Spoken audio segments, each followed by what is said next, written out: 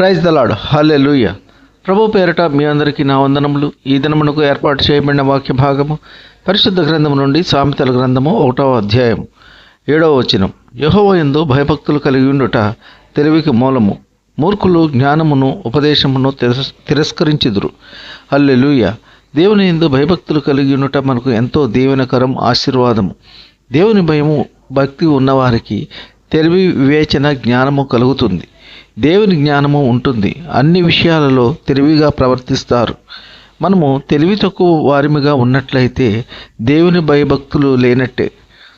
సులువుగా ఇబ్బందుల పాలవుతాము. లోకానుసారంగా ప్రవర్తిస్తాము.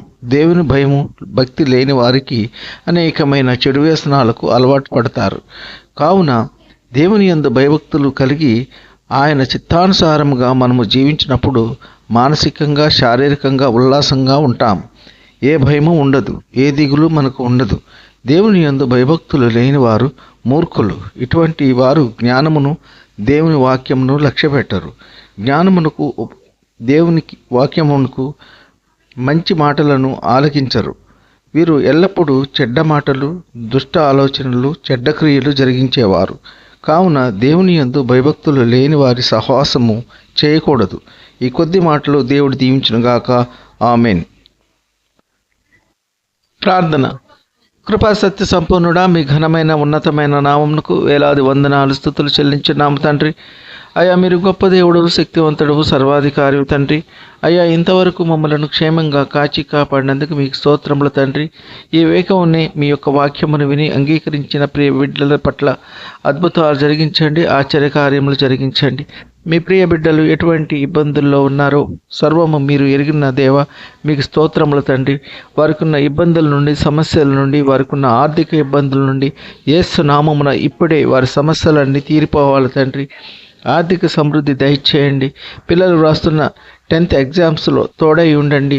మీ ప్రియ బిడ్డలు వారు ఎంతగానో చదివినవన్నీ జ్ఞాపకము కలుగజేయండి.